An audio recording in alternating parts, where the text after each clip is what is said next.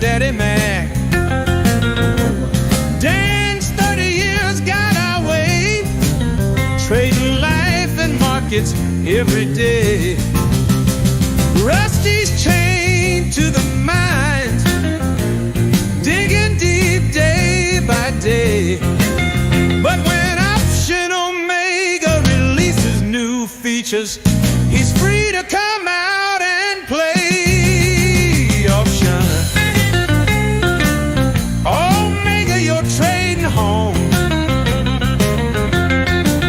where every move makes you feel less alone.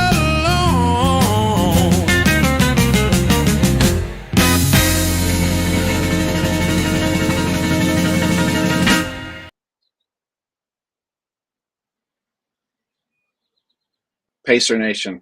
Good morning. Still here. Pacer Nation.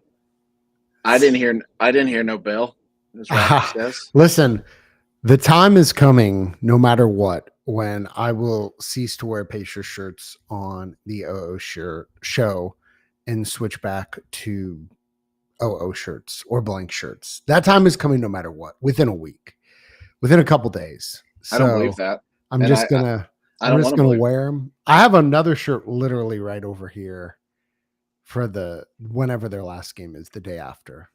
That's all I got. I'm ready. But what happens if they win the championship? You tell me you're not going to wear a Pacers championship. It's the same shirt. If they win the championship, I'll have to get some sort of championship shirt and wear it like a week later. Do you think the OO show, what is the number of people we need to have listening every morning before we get a box, a Pacers box? An exponential amount more than now. Although, there's some interesting math, like everything with this. There's some math of people who have bought season tickets and then were able to like sell finals tickets and pay for multiple seasons of tickets and stuff. But I mean, TVs are so good that I go to a game or two, every now and then, but it's tough to beat a TV. It's tough to beat a TV, and you're like, we have friends over to watch it a lot, so still communal. It's a different thing. But if you had a box, and I imagine Larry Bird comes to each of these boxes and says, "Hey, tell me about your business." I doubt it. Larry Bird brings you nachos, nachos with the ground beef and the jalapeños, maybe. Larry Bird says, "I love options. Would you like me to come on the show one day, talk about my strategy?" We are working on getting Larry Bird on the show. Always. He's a persistent ask. A persistent ask. It's Matt and I today. Mr. Dan had an appointment this morning, so I'm not going to say I was ever in the pits. I've been in the emotional when I was trading in the emotional pits. But besides that, Matt, I mean, on a scale of 1 to 10, Halliburton's out. Like, how you feeling? Is it over?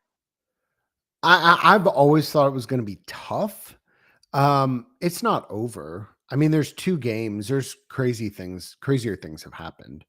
So no, it's not over. Okay. Matt and I were talking last night because there's a brief moment where both the Pacers and the Oklahoma City were playing and the world was looking like it was about to be ending. Ooh, spicy evening, huh? Spicy evening. Matt, what happened this past evening?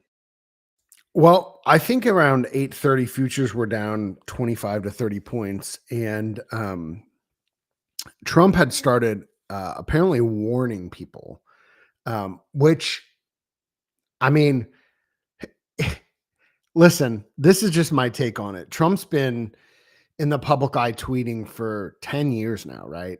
I mean, we're at the 10-year mark because before 2016. And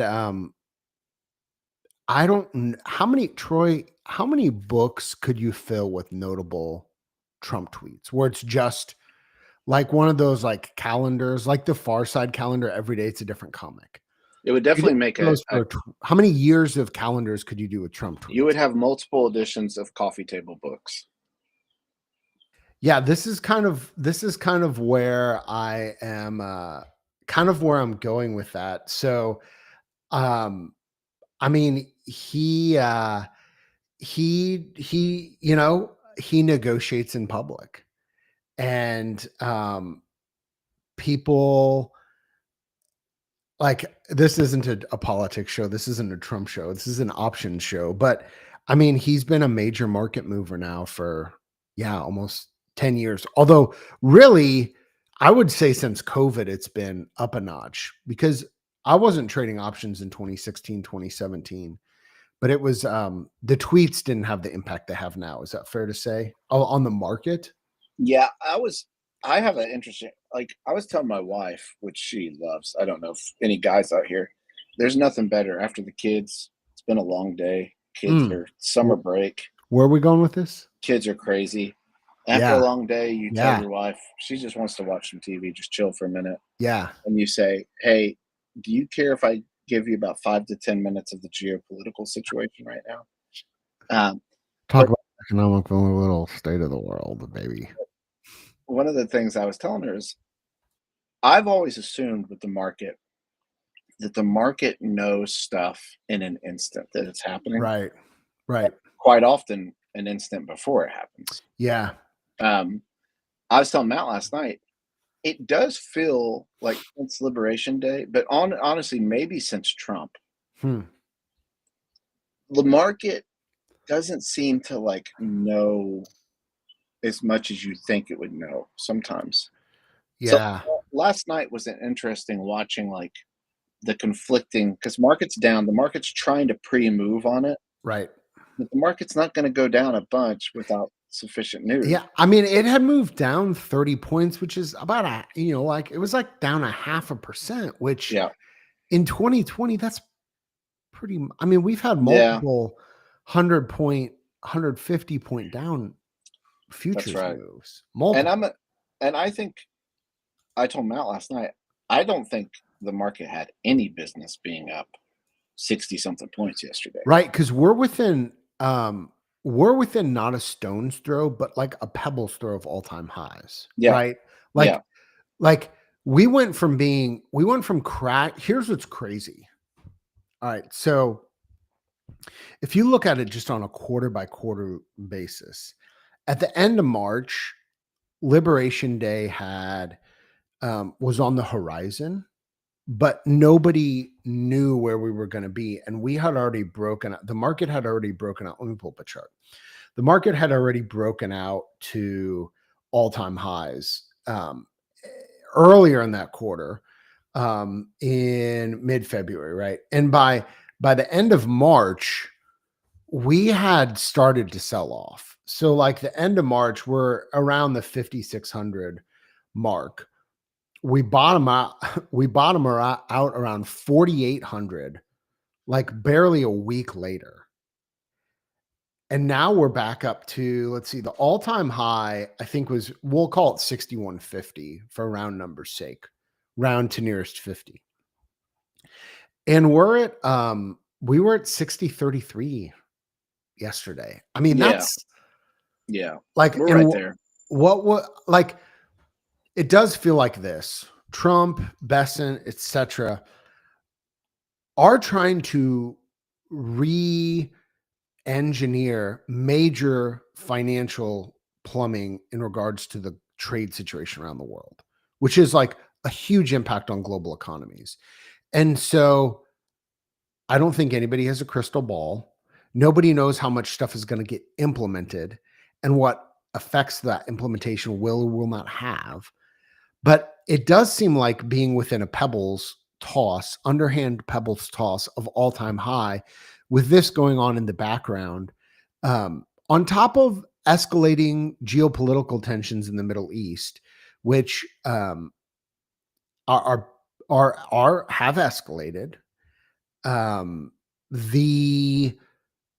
The market being within a pebbles toss of all-time high is, as the kids would say, would they say it's a little sus? Chat, is it a little sus? Is that what the kids would say? The kids would say it's sus. The kids would say something like, no cap, this is ridiculous. Right. Things like that. But again, you always ask when someone has an opinion, like, especially this is actually, I'm about to give you alpha, just pure alpha. If you're in a Discord community like Option Omega or any other trading Discord, and there will be times if you're in there long enough where you will take a trade based solely on someone saying something. It has nothing to do with anything. Yeah. It'll just be like someone like feels like it's weak here. You buy a put. This is about to give you pure alpha. When someone says it's weak here or it had no business going up that much yesterday, always ask the second underlying question of what positions do you think they have when they said that? Interesting. And that will guide your thoughts a lot, in my mind. To say they assume that they have a position when they said that, and what is their position? Interesting. I will just say this. This is not intended to be a ad for OO, although you are watching the OO show. But we have several communities where they are, I would say, friends of OO, right? And one of the things that we've tried to do is there are multiple communities where the folks who run those communities will display their trades, show their trade logs. Some of them stream in real time what their trades are, like high level of transparency. And I would just double down on what Troy said. And I think finding a community is a big part. We started the show off talking about being in the pits. I think being in a robust community is a big part of weathering the downs and the ups. A big part of it. Agreed. Speaking of weathering the downs and the ups, what a Matt, segue. You weren't here yesterday. I was not. But I told them yesterday that I had an idea that I don't, with the small account challenge, I don't want to sell premium, that much premium. And so what I said was basically, I want to look at longer dated double calendars. All right. Guest appearance. Hello. Appearance. Hello. So she's a lion, everybody. She's a lion. All right. Double calendar. Double calendar. We have a double calendar of like longer dated stuff. You want to throw that bad boy on the screen? Do you have it? Yeah, I do. But let me set this up. I like the visual. I like to tell people things that could clearly be communicated on a graph before I show them. So we've been looking at longer dated double calendars. And yesterday I showed a 7/28 double calendar, Matt. And shout out. Never even heard of a 7/28 until yesterday. Shout out Walker 1215. Well, shout out Walker 1215 because he has improved upon it. And I'll explain how I improved upon it in just a second. Side note, I do want to say for disclaimers, here's the funny thing. Those aren't my kids. Like legit, those aren't my kids. I'm at a friend's house because he lets me just smoke on his porch in the mornings. And I like to rent children for the OO show. So if you have children available that are cute and you don't mind them being on YouTube, we can do stuff, work stuff out. So anyway, so this is the 7/28, and I want to show basically what Walker did. Let me go full screen on this bad boy. Walker added some rails to it, and he changed the time. So those are the two things he did. He, instead of, I think yesterday I put it on like first thing in the morning. Okay. Like he puts it on at noon. At lunch, yeah. A lunchtime DC. And then the second thing he did is he added some rails. So he exits the trade at 350. Okay. Could probably even test Matt going a little sooner. Yeah, I would just say, I don't mean to sound critical. I haven't spent any time with this backtest. 330 is one of the times that I just always double check because it's MOC.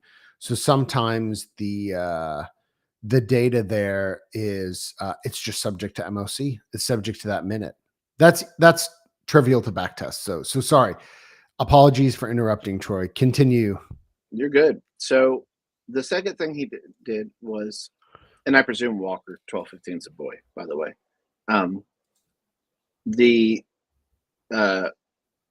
He added some rails in the sense of put in calls being tested. So basically, if it goes 5 points, well, actually, Matt, explain the -5 on both of these. This is important. if you go 5 points past the underlying, remember we're in the queues. It's a safety rail, risk management rail to close the whole trade. So essentially, if you move too far past the profit tense in either direction, that will impact things. Yeah, and then you're only putting it on when there's a min short long ratio of 0.2. Matt, listen, and the reason I keep asking Matt all this stuff because Matt is the backtesting master. Matt knows the platform inside and out. He dreams in backtests. That is unfortunately true sometimes. Yeah. So what does that ratio mean for those who are new? It's just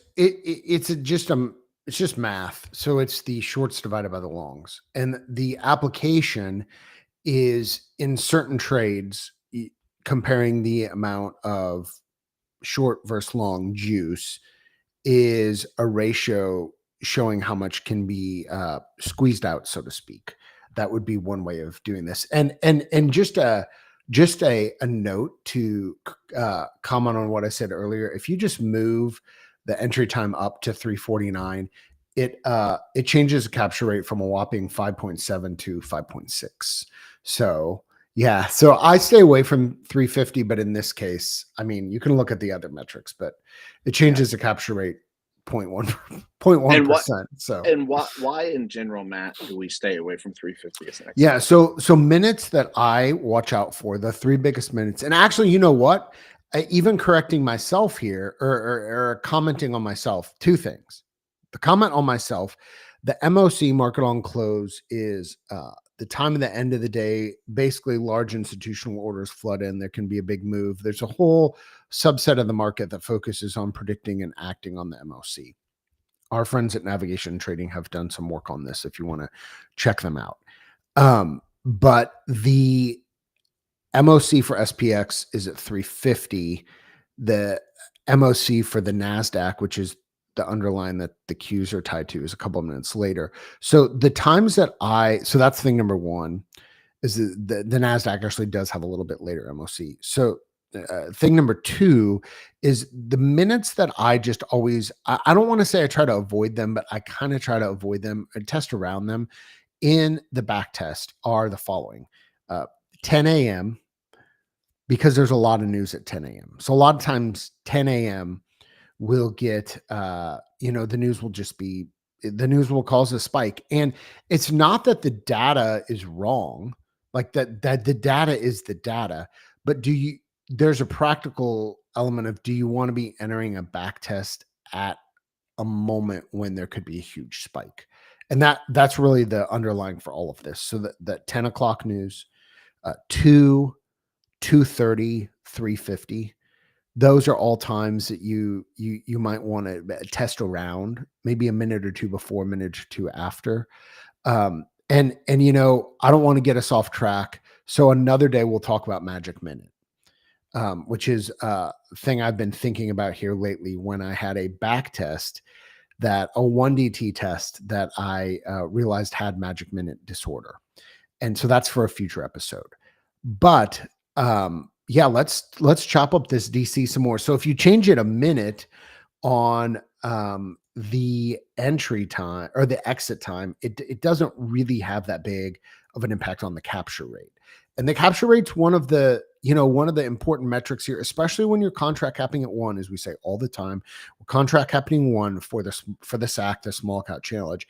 Contract capping is going to cap, like this. It's in the name, cap. So it's going to cap your CAGR. It's going to cap your max drawdown. And therefore, running this uncapped will yield a different MAR because the CAGR and the drawdown will be different if you contract cap. And Troy's going to go the other extreme, which is full porting, which since you put this on every day is going to be a really interesting back test. Well, and the reason I put 100K in this is if you're starting out with 5K, which is the assumption for a small account challenge, Yeah. You are going to have a sequence stop out, basically. Yes. Because this is costing you about $8 to $1,000 trade, and per lot or per spread. And basically, if you can only put 5 on at a time, but theoretically you could keep putting these on every day, you're not going to be able to get a true sense of it. So this is a truer sense of it. And so, we talked about this yesterday a little bit, but the idea of saying this, we never advocate ever full porting anything in real life. We do advocate full porting when you're back testing, right, to see drawdown risks. But I'm going to do this again just to show you. Let's say you took this to 20%. Yep. It's going to be better, right? Yeah. And I think I said this yesterday. Very few trades get better the more allocation you put. There's the very rare trade that's like 100% allocation is awesome with a low drawdown. Most trades are great up to a certain point of allocation, and then they get bad, right? And that's something you want to take into a curve. effect. Yeah. So again, a 20% allocation. This is first glance. This is something that, as you were growing your account, the small account challenge, this seems to be a pretty good trade. Yeah, it's interesting because, again, I'm looking at a couple different metrics, but your win percent and your capture rate, I think, are both in the same neighborhood. And just for the quick talk of the Punisher, it's got 3 cents entry and exit slippage. So if anybody wants to weigh in on their personal forward testing of a test like this, 3 cents entry and exit slippage seems pretty fair on the cues, and $1.26 total fees also seems more than fair. There's certainly brokers out there that are cheaper than that. Yeah. So for sure. And so I think honestly that's probably Walker put in that opening closing fee. Man, every time you say Walker, I just hear Texas Ranger, 100%. Which Conan O'Brien had a great, Conan O'Brien used to show the Walker Texas Ranger clips. There's a Walker Texas Ranger clip where it's Haley Joel Osment, I think, from I See Dead People. And there's a clip there's a clip of him in Walker Texas Ranger. You should just look it up. It's amazing. But he basically says they're joking, Walker, everyone's laughing, and then Haley Joel Osment talks to Walker's friends and gets real serious and says, Walker told me I have cancer. And it's one of the funniest clips I've ever seen in my life. But the cancer is not funny, but it's a great. Anyway, sounds terrible. So, Steven's asking a great question. Wouldn't 20% allocation mean that there's a chance you have 5 trades going on at once for 100% allocation? It's true. I mean, that's a good catch. That's a sequence risk. And so what do you do with that? You basically, anytime you're putting 20% of anything, you could have 1 million. So let's go down to 5%, right? And then you could say, well, we're going to get Tom. I guarantee you're a boomer. Everything I know about you, oh my God, is you're the same age as me. If you're 25, wait, we're not boomers. I'm not a boomer. In spirit, bro, what? I know. I just did something. I have a happy little mistake here that I want to throw out to the chat, Troy. Please. Okay, so go back to the OG test. Okay, and change the deltas to both 10. Okay, so here's what's going to happen. The capture rate's gonna like triple, and okay, people love, like, DCs are life. There's a saying in Texas and Tennessee. I've heard. I assume it's in Tennessee. I assume it's in Texas. DCs are life. All over the world, this phrase has been uttered. DCs are life. I feel like, and this, just playing around with it. So what's going on here?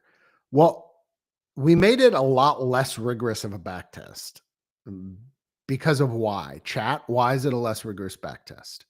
And while the chat answers that, I will talk about what is going on. What is going on is we did not change the short long ratio. But because the deltas went lower deltas farther out of the money, we did not change the short long ratio. And look at the change in capture rate and win rate. It's super interesting. So this is what I would call, I used to have a name for these. I called them Jalapeño DCs. Hedge. They're more of a hedge, actually, DC. And what's interesting about it is you're putting them on a lot. Has the chat answered why this is a less rigorous backtest? We're still talking about boomers. Okay. Joseph is correct. It's the amount of trades. Because when you go, we cut the amount of trades down by 80%. But it's a super interesting concept here. So you're being more opportunistic, even more opportunistic with this trade. So this is an idea generator. So the idea is you're being really exclusive when you put this thing on, and you're not putting it on very much. I mean, would you trust a backtest that's 61 trades? It could go every day, and in 3 years, it's only traded 61 times. I mean, I would trust the backtest insofar as I think it's an actual backtest with believable data and decent punisher, but it doesn't have a lot of trades. The reason it's worth talking about is because the concept behind it. Like your win rate goes up significantly. Your capture rate goes kind of through the roof.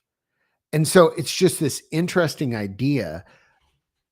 I think what's going on, if you look at the times when it's going on, when did it go on? It went on a bunch in early April, right? And by the way, this has wide bid ask spread, and it went on in March, and then it went on, it goes on at spicy times. What's interesting to me is I've observed this. You guys can tell me if I'm wrong, but Stephen, the chat is commenting that they noticed something sort of related or similar. I did not notice that because I didn't look. I will look at that today, Stephen. But I feel like this backtest is illustrating a lot of folks. This is just my perception, okay, from watching the community. A lot of folks get nervous about putting DCs on during spicy times. And I would say this DC is going to go on during spicy times because of how it's gated with the short long. And it's performed really well. Now, again, it's not as believable from the standpoint of, is this going to keep working because it's cut down the trades by 80%. But there's the idea of a concept here. So could you take this concept and iterate on this concept, maybe on a longer time frame? And with deltas, you should be able to test over a longer course of years. We've had weeklies on the queues for quite some time. And Tom, right on the nose, looks like a good trade when VIX goes into backwardation. That's a way of quantifying what I mean when I say spicy times. So super interesting, though. Let me show you one other thing, just because I think it's helpful sometimes to visualize double calendar. So can you see the graph? Sure can. Okay. So basically, it's 15 delta. This is SPX, but you can, the graph will say basically the same thing. Just the idea of saying when you first start out with this, and you might have noticed this, last week was a great week if you were trading double calendars for this. Double calendars, you would imagine you want vol to go up, right? You're long Vega. But if you look at kind of how these are structured a lot of times, when you first open it, about to sneeze, here we go. Mute. Nailed it. Got it. All right. When you first start, you actually a lot of times are long when you first put this on. Right. A little bit. Yeah. So you benefit from like an up move. Yep. And then as time goes on, what's happening? Well, that up move is going to continue. And a lot of times we drift higher. Yep. Right. And so we kind of stay. And so that works. That's great. But then what happens is it kind of, even in this trade itself, as time goes on, it actually starts building a hedge to the downside a little bit. Interesting. You see what I'm saying? If you survive, if you survive, right. I mean, it's not a hedge in the truest sense, but it's like a hedge against itself. Because basically, like if you're going up, let's say we went to 6,100 here, and we're sitting there, okay, and it's not going off. You're not taking profit yet. It hasn't gone past the short, right? Well, over time, basically, it starts building out that lower end as well. And what you're going to get is eventually you're going to get a pit depending on the vol structure, but you're also going to have this nice, if you do have a dip towards the end, it just gives you it's a nice range bound trade for that reason. If that makes sense. I mean, that's why double calendars are nice for that. They are nice. And, I feel like I've seen this discourse lately here that folks are realizing that double calendars are selling premium, like to a degree. There is that they are complicated beasts, more Greeks than the Euro King, best euros in the city, but they're complicated and you are literally selling premium. There's a time element to it and they can get very complicated, but to your point, if you were doing a 7 DTE iron condor and it was day 6 and you had a big move down with a VIX spike, is that going to be good or bad for an iron condor? It's probably not going to be great. If you're at day 6 or day 7 and you have a big downward move and a VIX spike on a DC the day of expiry, that's a totally different situation, to your point, for a double calendar or a calendar in general. If vol is ramping and you're approaching a profit tent on the calendar close to expiration, that's the general condition that a DC wants to see. One of the ways that DC can win, because there's a couple ways DCs can win. Yep. Jody, let me go back real quick to you. Jody says, instead of opening several contracts at once, opening at different times of day gives us interesting results because they'll only open when there's a SL ratio. That's true. You're talking about the famed multiple entry DC, that MEDC. Or float. Yeah. And you could find those times by floating the entry too. That's interesting. Right. That's right. So please take this trade and make it better. I think we can make it better. Although I will say, off the bat, 2 days in, that's a nice trade. I'm just going to say it. Like, super interesting. That's a nice trade. And, especially in the advent of 0 day, more people are sitting here saying like, well, how do I trade 0 day stuff? Yep. And because I think options are set up for contrarians, for people who like fading stuff. I think there's plenty of alpha to be made in longer dated stuff, because now because you have 0 day, you actually can do more of these trades as well, because you have expirations every day in the future, and so it just gives you more data to play with. And so whereas before, I mean, when I was raised on DCs, 9-10 years ago, like all of these were basically like 30-90 DCs, or 60-90 DCs. Yeah. I actually think it's kind of interesting to return to some of those longer dated DCs. Interesting.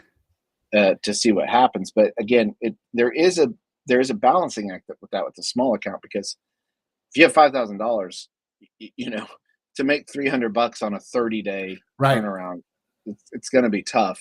So I said this yesterday, I'll say it again. This maybe is not the main tool in your toolkit. And honestly, like, we're starting with 5K. You might, even for a small account, you might want to have more than that to actually trade this. Well, to the point of tying up a significant amount of capital for a decent amount of time compared to some other strategies. That's right. Yeah. You want, and Tom makes a great point. If you don't get assigned, I'm doing options with the boys, and it's coming out tomorrow, actually. Oh, I'm making an announcement with the boys. Option with the boys. But one of the things that we've been talking a lot about with options with the boys is you don't want to get assigned 1,000 shares of Q when you have $5,000 in your account. Your broker will probably not let you get assigned. Yeah, you'd be surprised sometimes what brokers let you get, how they let you get in trouble. It's interesting to me, but anyway,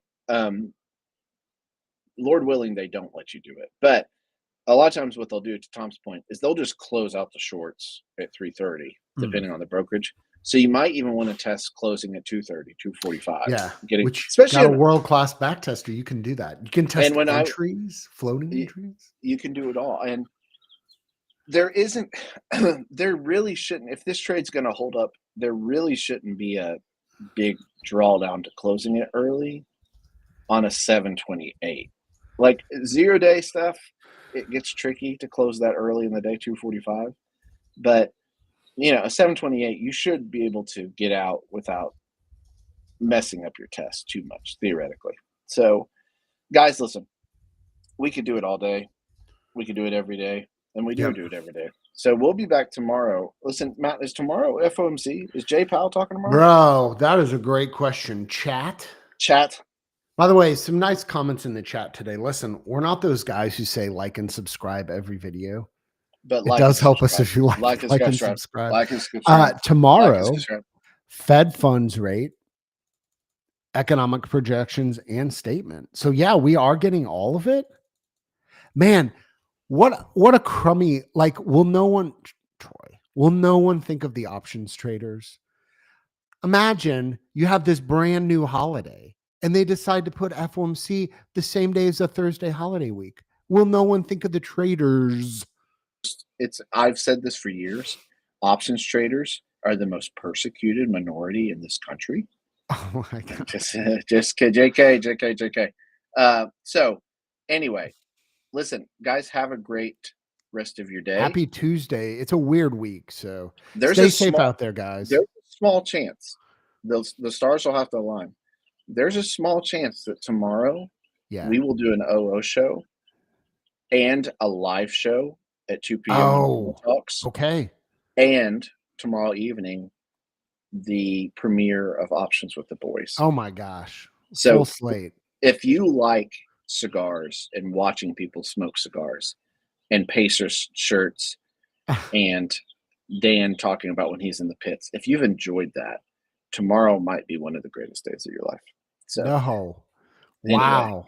Anyway, listen, guys, have a great rest of your day, or knitting. Shout out Tom for knitting. All right, guys, listen, have a great rest of your day. We'll see you guys soon.